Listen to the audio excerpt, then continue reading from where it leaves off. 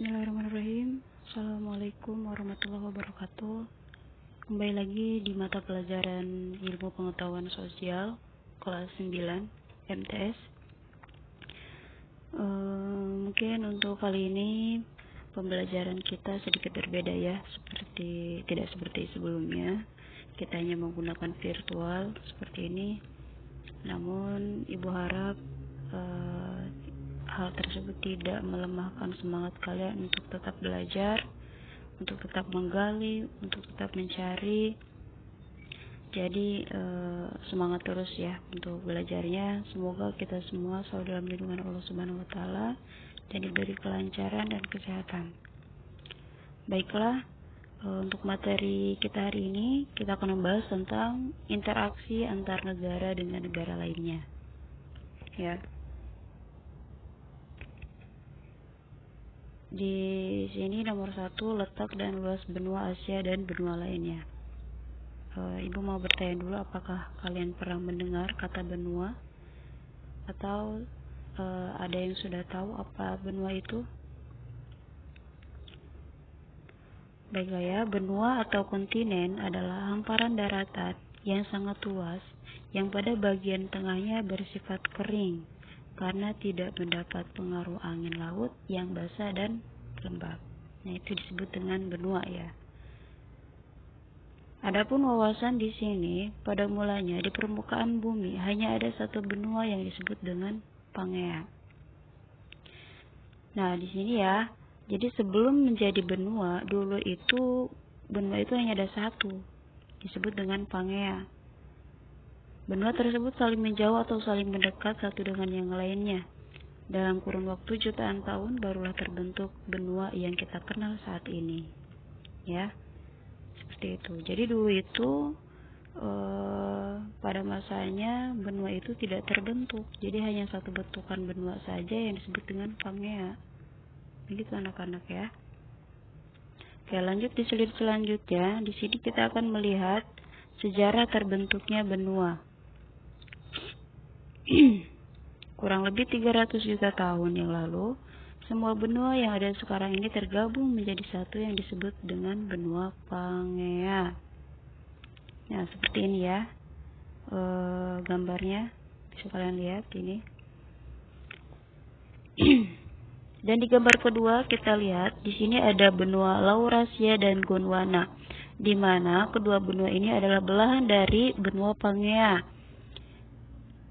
Benua Pangea kemudian terpecah menjadi dua benua, yaitu benua Laurasia di bagian utara dan benua Gondwana berada di bagian selatan. Di gambar ketiga kita bisa lihat di sini sudah berwarna ya, ada warnanya seperti itu. Benua-benua tersebut kemudian tergerak saling menjauh atau saling mendekat satu dengan yang lainnya. Dalam kurun waktu yang jutaan tahun barulah terbentuk benua yang kita kenal saat ini. Jadi begitu sejarahnya. Sebelum menjadi benua, mereka membelah diri menjadi beberapa benua. Sebelumnya itu benua itu hanya kita kenal hanya satu benua saja, disebut dengan benua Pangea. Di gambar pertama ini ya, di atlas yang berada di sini nih, di gambar pertama. Nah, setelah membelah diri menjadi dua, benua Laurasia dan Gondwana, mereka terbagi lagi, terkikis lagi satu dengan yang lainnya. Mungkin ada yang mendekat atau ada pun yang menjauh. Nah, ini disebut dengan benua yang kita kenal saat ini. Nah, hal ini diteorikan langsung oleh ahli dari Jerman, Alfred Wegener. Nah, beliau itu adalah seorang tokoh yang mengemukakan sejarah terbentuknya benua seperti itu ya. Oke, lanjut di slide selanjutnya. Di sini kalian akan melihat benua yang berwarna di sini nih. Ada warna-warna khusus di setiap benuanya. Kita tahu bahwa benua itu terbagi menjadi 7 bagian ya. Ada 7 benua di dunia. Pertama ada benua Asia, benua Afrika, terus benua Eropa, Amerika, Antartika, dan Australia. Di sini disebutkan ada gambar-gambarnya, mereka memiliki gambar masing-masing, terbentuk oleh luasnya setiap benua ya. Di sini kita lihat bahwa di benua Asia itu terlihat lebih luas daratannya. Kita melipir ke Amerika Utara dan Amerika Selatan. Mereka disatukan menjadi satu benua, jadi benua Amerika. Jadi Amerika Utara dan Amerika Selatan itu bersatu, jadi satu bagian benua yang disebut dengan benua Amerika. Nah, untuk Eropa dan Asia ini pun disatukan, karena kalian bisa lihat di sini ya, dari gambar Asia dan Eropa ini mereka saling berhimpitan, maksudnya bersatu gitu ya. Namun hal tersebut menjadi dipisahkan karena antara Eropa dan Asia ini terhalang oleh pegunungan. Nah, pegunungan apa itu nanti kita akan lihat di depan. Di sini benua Australia itu benua paling terkecil ya kalau dilihat di peta ini. Nah, ini Antartika berwarna ungu atau biru. Karena Antartika itu berada di kutub selatan yang suhu iklimnya itu benar-benar sangat dingin. Jadi jarang sekali ada orang yang tinggal, atau bahkan tidak ada orang sama sekali yang tinggal di kutub ini, Antartika, karena cuacanya itu sangat dingin. Jadi saya pernah lihat berita juga ya anak-anak, bahwa di kutub Antartika ini pernah terjadi 6 bulan suhunya tuh tropis, artinya panas ya. Namun tidak melelehkan sama sekali batuan-batuan es di kutub Antartika ini, saking kuatnya ya suhu subtropisnya gitu, suhu dinginnya. Oke, sampai sini mungkin kalian sudah mengerti ya untuk benua. Nah, lanjut, kita di sini ada batas benua Asia. Batas-batasnya, di bagian utara ada Samudra Arktik, di bagian timur ada Selat Bering dan Samudra Pasifik, di bagian selatan terdapat Samudra Hindia, dan di bagian barat di sini lebih pekat ya, ada pegunungan Ural, Laut Kaspia, Laut Hitam, Selat Bosporus, Selat Dardanella, Laut Tengah, terusan Suez, dan Laut Merah. Nah, seperti yang tadi saya singgung di bagian ini, bahwa antara Eropa dan Asia ini mereka itu tidak tersatu menjadi satu benua. Jadi kan kalau bertanya kenapa tidak menjadi satu benua saja, kenapa harus dipisahkan gitu? Karena di bagian ujung Asia dan Eropa itu mereka terhalang oleh pegunungan. Nah, pegunungannya ini disebut dengan pegunungan Ural. Nah, pegunungan Ural ini yang akhirnya menutup batasan antara benua Eropa dan benua Asia, seperti itu ya.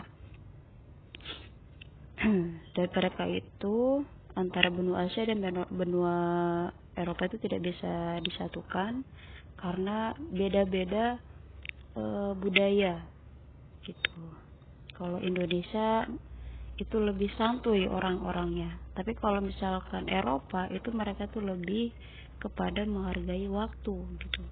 Jadi banyak sekali perbedaan antara Eropa dan Asia ini yang tidak bisa menjadi satu benua, tidak bisa disatukan gitu.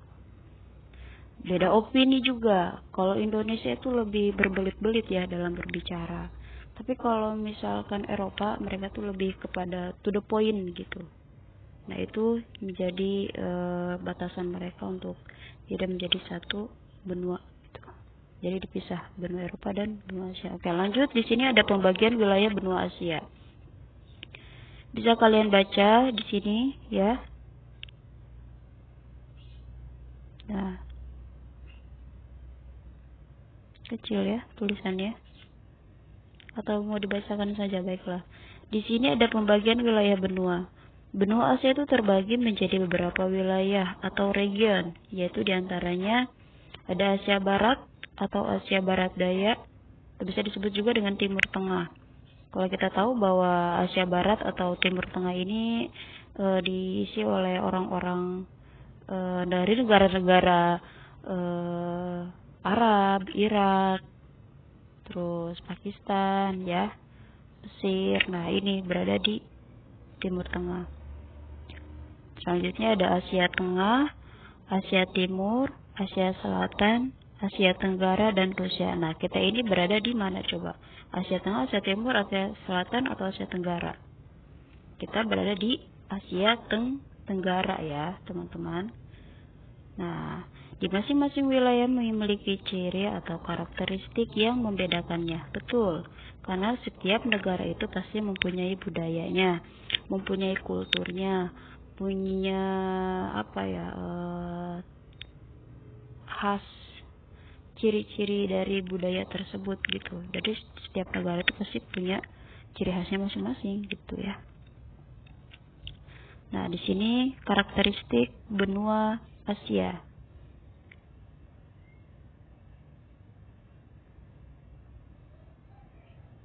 Ya, bisa kalian lihat ya.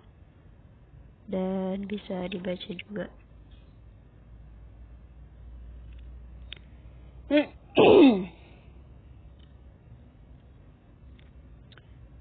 Hampir seluruh wilayah berada di belahan bumi utara.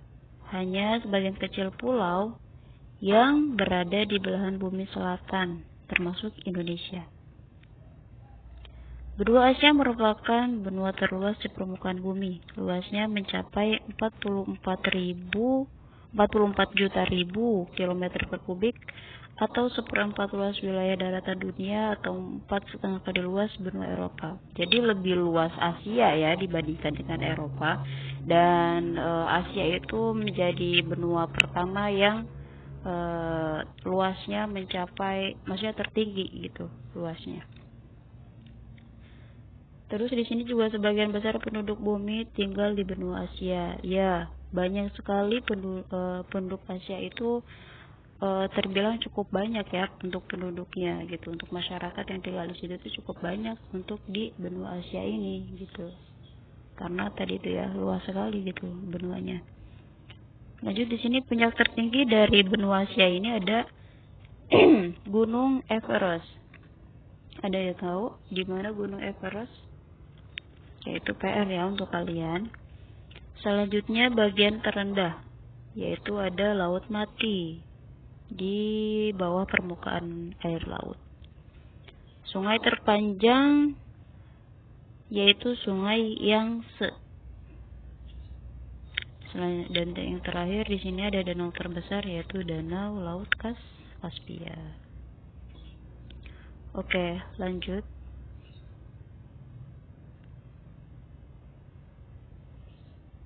Di sini kalian bisa lihat batas benua Eropa.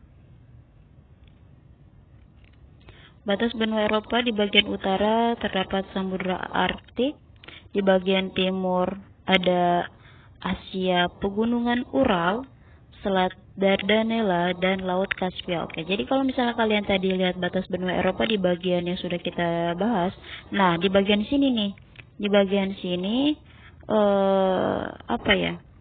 yang menjadi pemutusnya hubungan antara Eropa dan Asia. Maksudnya tidak menjadi satu benua itu karena ada pegunungan Ural. Jadi pegunungan Ural itu terdapat di sini di bagian timur di benua Eropa ini ya. Kalau tadi itu, kalau di batas benua Asia itu terdapat di barat. Nah, kalau di bagian barat benua Eropa itu ada Samudra Atlantik, dan di bagian selatan terdapat Laut Tengah gitu ya. Oke, lanjut kita membahas apa lagi nih, benua Eropa. Benua Eropa terbagi atas 4 kawasan atau region, yakni Eropa Barat, Eropa Timur, Eropa Selatan, dan Eropa Utara. Gitu ya. Jadi bagian wilayah atau region tersebut didasari pada perbedaan kondisi geografis yang mencakup aspek fisik dan budaya. Jadi terbaginya region-region ini karena mereka itu mempunyai kondisi geografis atau fisik atau juga budaya yang akhirnya membagi wilayah-wilayah tersebut gitu ya. Dan negara-negara di kawasan Eropa itu memiliki ikatan secara ekonomi dan politik melalui lembaga Uni Eropa, atau bisa disebut juga dengan European Union, seperti itu. Lanjut, di sini ada karakteristik benua Eropa. Kelihatan enggak? Saya bacakan saja ya untuk karakteristik benua Eropa. Benua Eropa itu dijuluki sebagai benua biru. Nah, seperti yang sudah saya singgung tadi, bahwa di setiap benua itu mempunyai karakteristiknya masing-masing ya. Untuk benua Eropa itu dijuluki sebagai benua biru. Kenapa? Karena mayoritas masyarakat atau penduduk dari benua Eropa itu cenderung memiliki bola matanya berwarna biru seperti itu. Nah, kalau benua Asia yang kalian ketahui punya karakteristik tidak? Punya ya. Negara Asia itu dijuluki dengan benua kuning karena mayoritas orang-orangnya itu berkulit sawo matang seperti itu ya. Nah, itu pasti mempunyai karakteristiknya masing-masing di setiap benua. Oke, untuk iklim di wilayah benua Eropa adalah subtropis dan sedang. Kalian bisa baca sendiri ya. Kalau misalkan ada poin-poin yang tidak saya baca, kalian bisa baca sendiri ya. Karena posisinya benua Eropa itu mengalami 4 musim, yaitu musim semi, panas, gugur, dan dingin. Nah, betul sekali. Kalau di benua Eropa itu sedikit berbeda ya dengan benua-benua yang lainnya karena memiliki 4 musim sekaligus, yaitu musim semi, tidak sekaligus musiman ya, maksudnya punya 4 musim gitu, bergantian. Ada musim semi, panas, gugur, dan dingin.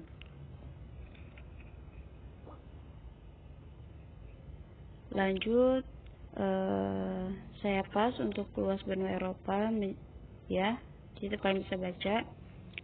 Poin terakhir, benua Eropa itu secara fisik sebenarnya menjadi satu daratan dengan Asia. Ya, betul sekali. Karena keduanya hanya dipisahkan oleh sebuah pegunungan, yaitu pegunungan Ural. Nah, hal ini sudah saya singgung ya tadi sebelumnya bahwa keduanya ini terpisah oleh sebuah pegunungan, yaitu namanya pegunungan Ural. Gitu. Namun, umumnya Eropa dan Asia itu adalah masing-masing dianggap sebagai benua sebelumnya. Jadi dianggapnya satu benua aja antara Eropa dan Asia. Namun hal tersebut akhirnya berubah mungkin ya, karena tadi ada penghalang antara Eropa dan Asia.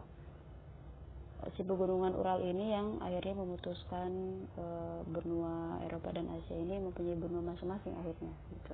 Alasannya kedua benua tersebut memiliki budaya yang berbeda. Tadi yang sudah saya singgung bahwa Indonesia itu lebih cenderung santai-santai orangnya gitu ya. Tapi kita juga bisa mencontoh kok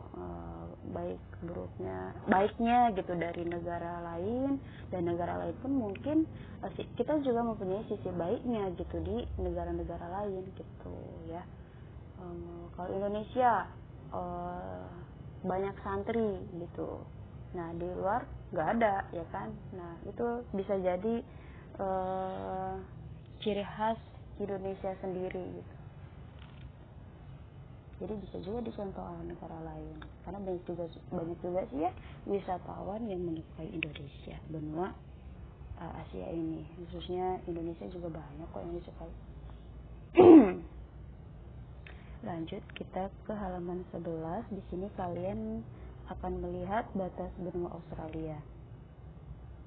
Nah, saya zoom aja ya. Di bagian utara ini ada Indonesia, Laut Timur, Laut Arufutu, dan Selat Torres. Di bagian timur di batas benua Australia ini ada Samudra Pasifik, Laut Tasman, dan Laut Koral. Bagian selatan ada Samudra Hindia, di bagian barat terdapat Samudra Hindia. Nah, ini sama ya.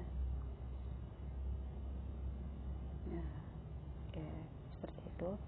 Lanjut batas benua Australia. Australia memiliki iklim tropis di bagian utara yang berdekatan dengan Indonesia. Sebagian wilayah lainnya beriklim subtropis dan sedang. Jika kalian tadi melihat peta yang sebelumnya, nah peta yang ini, kalian pasti akan lihat bahwa Asia dan Australia itu hampir berdekatan gitu ya. Namun mereka itu terhalang oleh salah satu pulau gitu, atau pulau-pulau kecil yang menghalangi antara Asia dan Australia. Namun untuk suhu dan iklimnya itu mereka bersatu gitu, maksudnya satu iklim ya. Iklimnya itu tropis. Ada yang tahu iklim tropis itu apa? Oke, iklim tropis itu iklimnya panas ya, cenderung matahari gitu, mataharinya panas. Poin yang ketiga, luas wilayah benua Australia adalah 8.945 km per kubik. Hanya satu negara dalam satu benua itu merupakan keunikan lainnya dari benua Australia, sehingga negara Australia memiliki luas wilayah yang sangat besar. Nah, Australia juga punya keunikan sendiri ini, karena dia itu memisahkan diri dari benua-benua lainnya. Jadi, di satu benua itu hanya terdapat satu negara di benua Australia ini, gitu. Negara apa ya? Negara Australia, gitu. Nah, itu hebat sekali ya, unik gitu.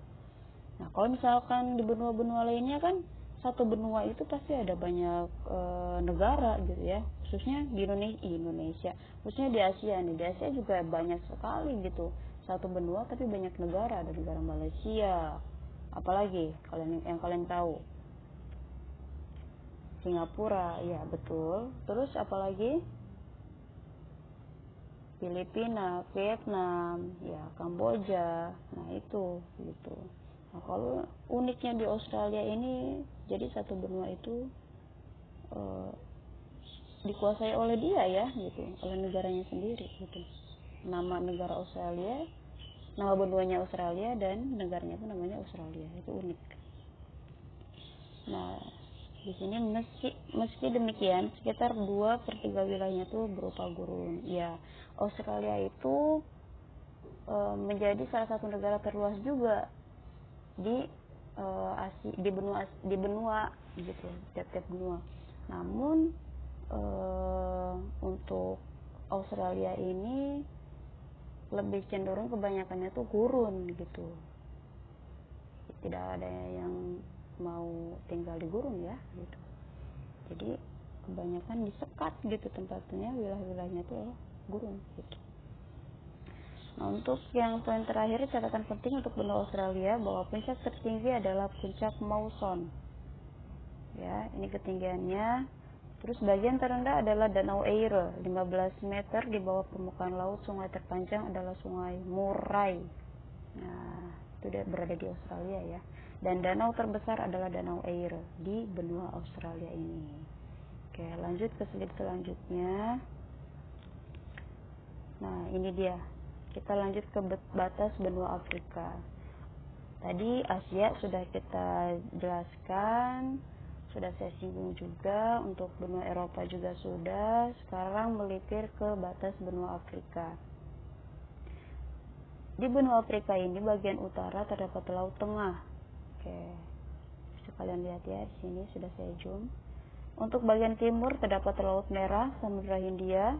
Di bagian selatan terdapat Samudra Hindia, dan di bagian barat terdapat Samudra Atlantik. Nah, itu ya, di bagian utara, timur, selatan, dan baratnya itu terdapat beberapa samudra. Kebanyakannya samudra ya di bagian benua Afrika ini.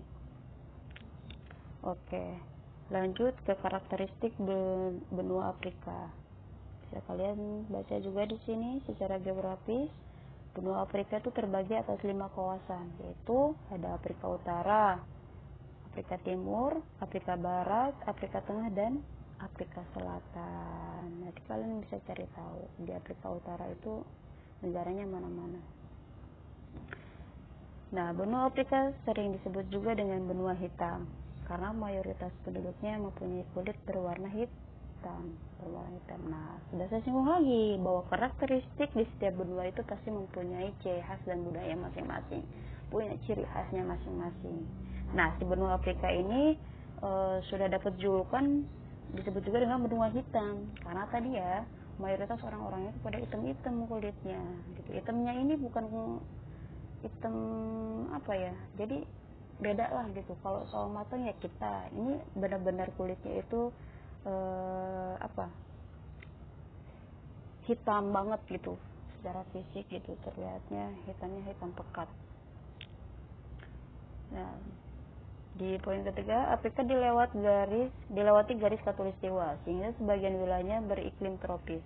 Karena posisi lintangnya, sebagian besar wilayah ini beriklim tropis kecuali bagian paling utara dan paling selatan.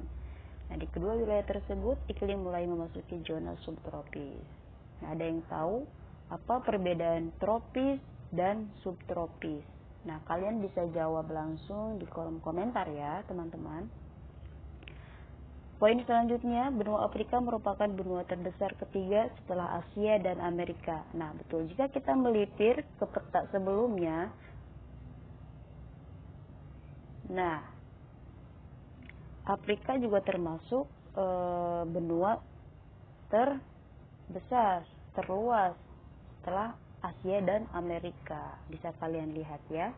Eropa dan Australia itu menjadi bagian keempat atau kelima ya. Untuk bagian paling kecil itu adalah Australia, benua terkecil.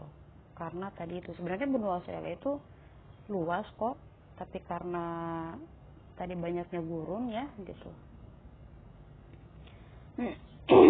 Nah, di sini lanjut.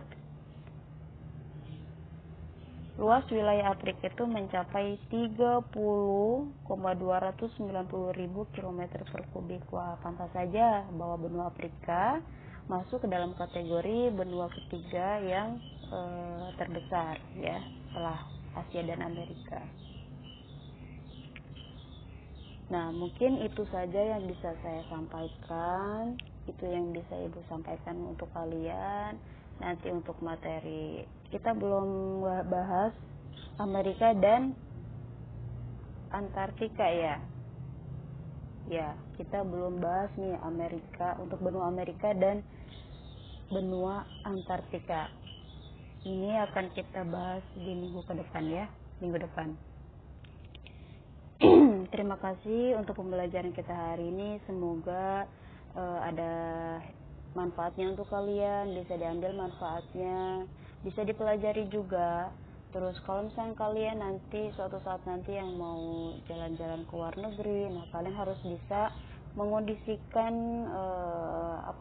cuaca-cuacanya ya, karena tadi itu setiap benua itu mempunyai cuaca atau iklimnya masing-masing gitu ya. Silakan, selamat belajar dan terima kasih. Salam hangat untuk semuanya. Wabillahi taufiq wal hidayah. Assalamualaikum warahmatullahi wabarakatuh.